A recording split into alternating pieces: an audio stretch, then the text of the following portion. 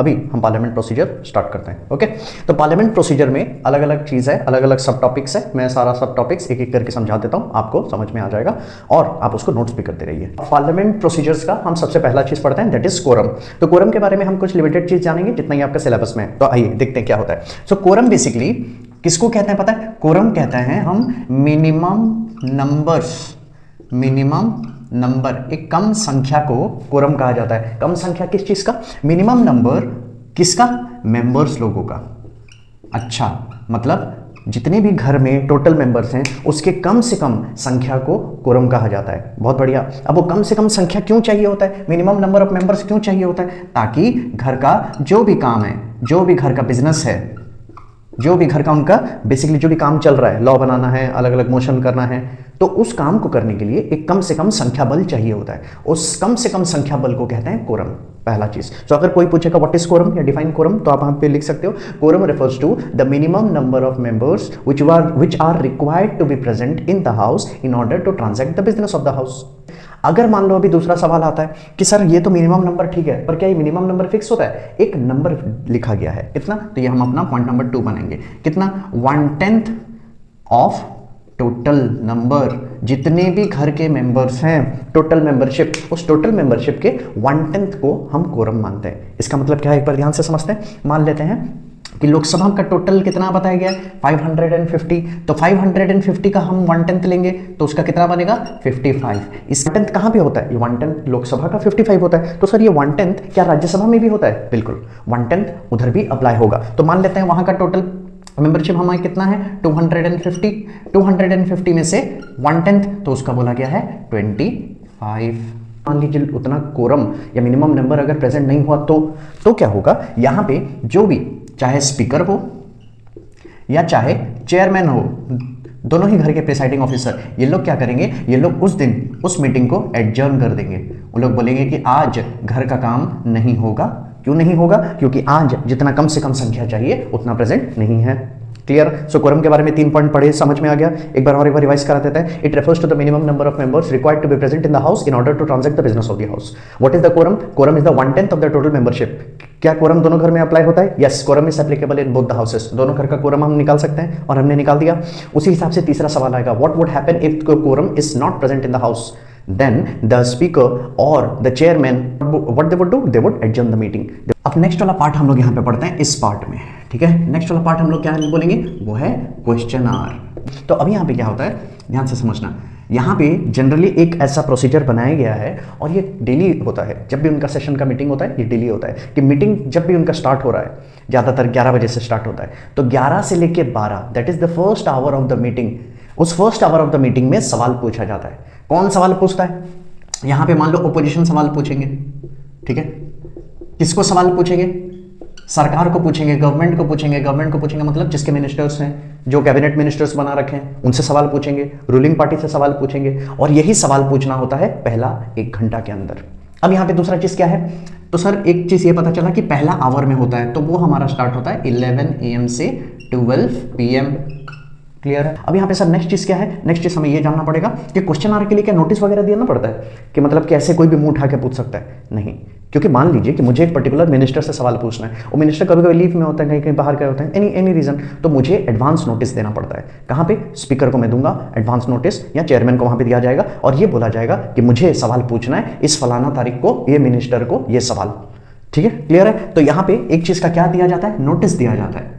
Clear? कितना दिन का कम से कम नोटिस दिया जाता है? 10 डेज।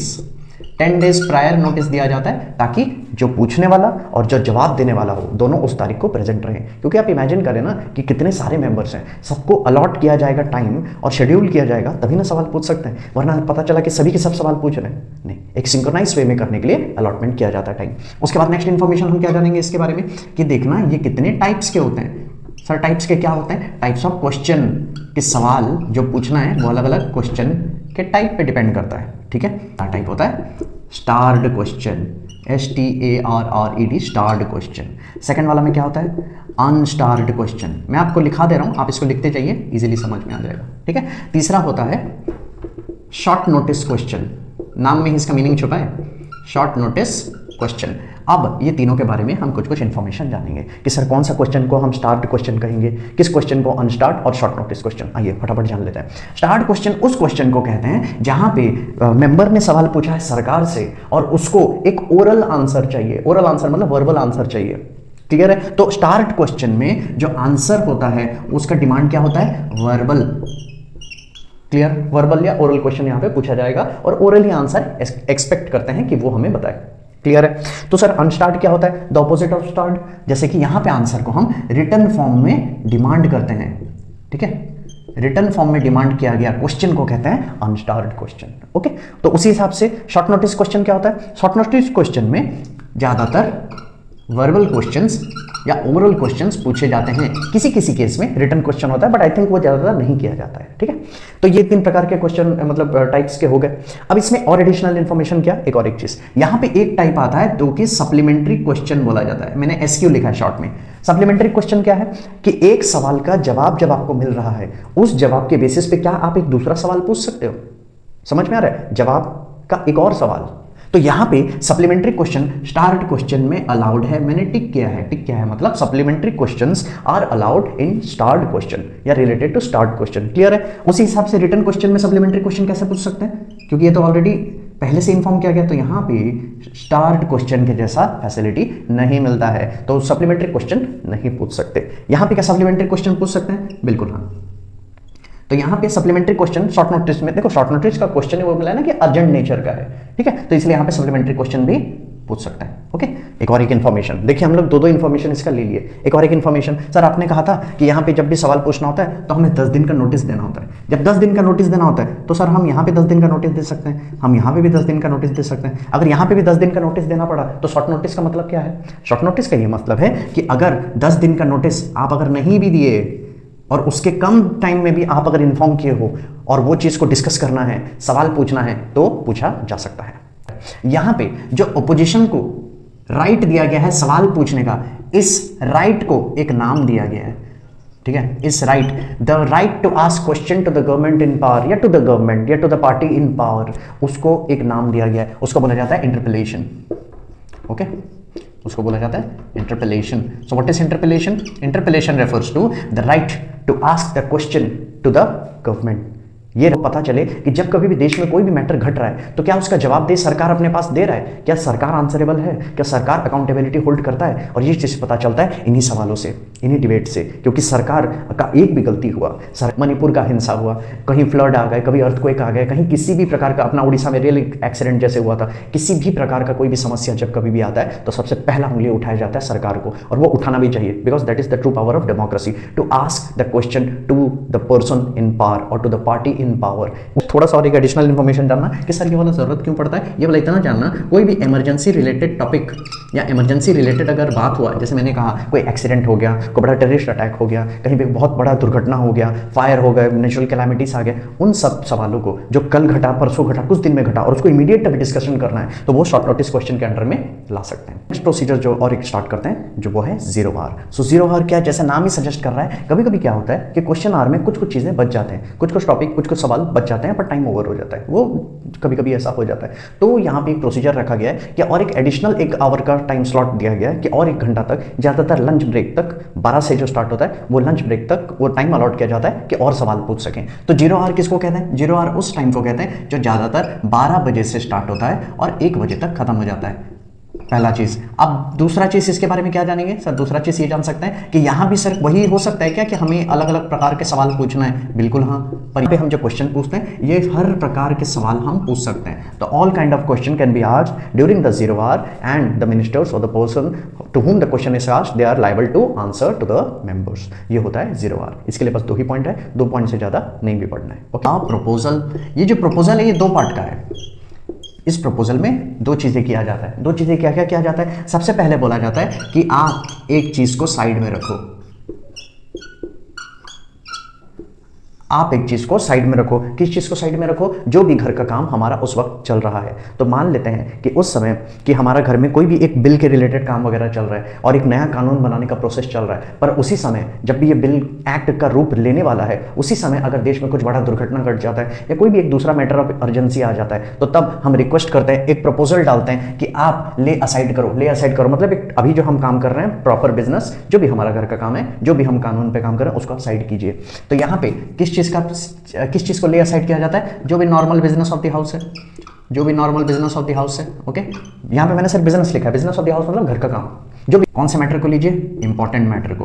तो यहाँ पे टेकअप किया जाता है, लेते हैं किस चीज को मैटर को लिया जाता है? अर्जेंट मैटर को। तो कोई भी अगर अर्जेंट मैटर है उसको बोला जाता है कि सर आप इस चीज को साइड करो, इस चीज को सामने लाओ, पहले इसका काम सुलझाएंगे, पहले इधर डिबेट वगैरह करेंगे, पहले अर्जेंट मैटर को सुलझाएंगे, उसके बाद ही हम अपना नॉर्मल काम करेंगे। क्योंकि नॉर्मल काम तो करा जा सकता है ना भाई, नॉर्मल काम तो बाद में भी कर सकते हैं, मगर अभी जिस चीज़ के लिए इमीडिएट एक्शन चाहिए उसको तो अभी डिस्कस करना पड़ेगा। तो उसको डिस्कस करने के लिए एडजर्नमेंट मोशन लाया जाता है। एग्जाम्पल के तौर पर क्या लिख सकते हैं? एग्जाम्पल के तौर पर हम लिख सकते हैं जैसे नेचुरल कैलामिटीज हो गया, जैसे कोई सा भी नेचुरल कैलामिटी के साथ में कोई भी एक्सट्रीम सिचुएशन हो गया, कोई रियल एक्सीडेंट्स हो गए, कोई रियल एक्सीडेंट हो गया, ओके, या कोई भी टेररिस्ट अटैक हो गया, ओके, या कहीं पे बहुत ज़्यादा हिंसा होने लगा, जैसे मणिपुर वायलेंस भी होने लगा या जब वो हुआ था। तो मान लो अगर वैसा चीज़ को जो अर्जेंटली डिबेट करना है, अर्जेंटली डिस्कस करना है, तो पहले एडजर्नमेंट मोशन लाएंगे, बिजनेस को नॉर्मल साइड करेंगे, इमीडिएट टॉपिक को लेंगे, डिस्कशन करेंगे। तो इसको कहते हैं एडजर्नमेंट मोशन। अब जान लेते हैं नो कॉन्फिडेंस। जैसे नाम से आपको समझ में आ रहा है कि यहाँ पे कॉन्फिडेंस नहीं होना। कॉन्फिडेंस किसके ऊपर नहीं होना? जो अभी प्रेजेंट सरकार पे है, जो अभी प्रेजेंट सरकार है उस पर अगर भरोसा नहीं होता है तब ये नो कॉन्फिडेंस मोशन लाया जाता है। एक चीज़ ओपोजिशन के लिए एक ब्रह्मास्त्र है। ब्रह्मास्त्र क्यों मैं बोलता हूं? जैसे इससे कि सरकार का अल्टीमेट डिस्ट्रक्शन हो जाएगा, कि अगर सरकार ने कुछ गलती किया, अगर सरकार ने कुछ बड़ा करप्शन किया, अगर सरकार ने कुछ बहुत ही मैसिव चीजें कर दिया जो कि देश के लिए खतरा हुआ या और बहुत ही नेगेटिव चीज अगर किया है, तो इस ब्रह्मास्त्र का इस्तेमाल करता है हमारे ओपोजिशन लोकसभा में। किस चीज के लिए? गवर्नमेंट को गिराने के लिए। तो नो कॉन्फिडेंस मोशन क्या है? नो कॉन्फिडेंस मोशन एक प्रपोजल है, एक प्रपोजल है। ये प्रपोजल क्या करता है? ये प्रपोजल एक आपका एक मैसेज, संदेश पहुंचाता है सरकार को। क्या संदेश पहुंचाता है? कि हमारा अब आपके ऊपर कोई भी भरोसा नहीं है। हमारा जब मैं कह रहा हूं तो इस वर्ड पे ध्यान रखना क्यों कह रहा हूं। तो यहां पे क्या रहता है? यहां पे हम एक्सप्रेस करते हैं, क्या चीज को हम एक्सप्रेस करते हैं? कि हमारा सरकार पे कॉन्फिडेंस नहीं है। So we express no confidence over the government. सरकार के ऊपर हमारा भरोसा नहीं है, इसको जताया जाता है नो कॉन्फिडेंस के द्वारा। अब इसमें क्या क्या कुछ प्रोसीजर्स है। सबसे पहला हम एक चीज जानेंगे कि इसको स्टार्ट करने के लिए, नो कॉन्फिडेंस मोशन को स्टार्ट करने के लिए कम से कम एक मिनिमम नंबर चाहिए। एक मिनिमम नंबर कितना चाहिए? मिनिमम नंबर चाहिए 50। मतलब कम से कम 50 एमपीस लोगों को ये लगना चाहिए कि हाँ हमें अब सरकार पे भरोसा नहीं है। जब ये 50 मेंबर्स लोग साइन करेंगे और स्पीकर को सबमिट करेंगे तभी ये डिबेट और डिस्कशन स्टार्ट हो सकता है। So what is the minimum number of members required in order to start no confidence motion in Lok Sabha? That is minimum number is 50। Again ये सिर्फ और सिर्फ एक्सक्लूसिवली लोकसभा के लिए होता है, ठीक है। राज्यसभा में इसका कोई रोल नहीं है, एक्सक्लूसिवली लोकसभा में ये होगा। तो स्पीकर को कम से कम 50 मेंबर का सिग्नेचर दे दो और वहां पे जब वो प्रस्ताव देंगे तो उनको लगेगा कि हाँ अब मैटर कोई सीरियस का है और अभी डिस्कशन स्टार्ट करते हैं। फिर उसके बाद जब भी ये चीज दिया जाएगा, 50 लोगों का वो चीज को सबमिट किया जाएगा, तो 10 दिन के अंदर इस चीज को डिबेट में लाना है, डिस्कशन लाना है विद इन 10 डेज। इसमें दूसरा चीज क्या देखा जाता है? इसमें डिस्कस क्या होता है? सिंपली देखना, इसमें डिस्कस क्या होता है? इसमें डिस्कस ये होता है कि सरकार पे आरोप लगाया जाता है कि आपने धोखेबाजी किया है, हमें आपके ऊपर भरोसा नहीं है, और उस चीज को डिस्कशन करके आरोप प्रत्यारोप लगा के इस चीज का फाइनली इस डिस्कशन का लास्ट स्टेज में होता है वोटिंग। ध्यान से समझना, वोटिंग किस चीज पे होता है? उस आरोप पे, उस आरोप को डिस्कस किया जाएगा, उस आरोप को ओपोजिशन प्रूफ करना चाहेगा और प्रूफ करने का कोशिश करेगा कि जो वो आरोप लगाया है वो सच है। तो उनके बारे में जो पेपर्स हैं, जो सबूत हैं, जो भी डॉक्यूमेंट्स उनके पास है वो लोग आगे दिखाते हैं और पूरा घर को, पूरा लोकसभा को ये कन्विंस करने का कोशिश करते हैं ये प्रेजेंट सरकार जो है ये धोखेबाजी किया है, ये चोर है और ये लोग गलत काम किया, इनको सरकार के पोजीशन से इनको हटा दो, इस सरकार को गिरा दो, इनसे पावर छीन लो। अब एक बात आप ध्यान रखना कि ये सब इतना होता क्यों है। इस चीज को ना अच्छी तरीके से याद करके रख लेना और इसको कहीं ना कहीं लिख के ले लेना। ये स्टेटमेंट हमेशा बार बार क्वेश्चंस में आता है। क्या लिखते जाएं? Council of minister is responsible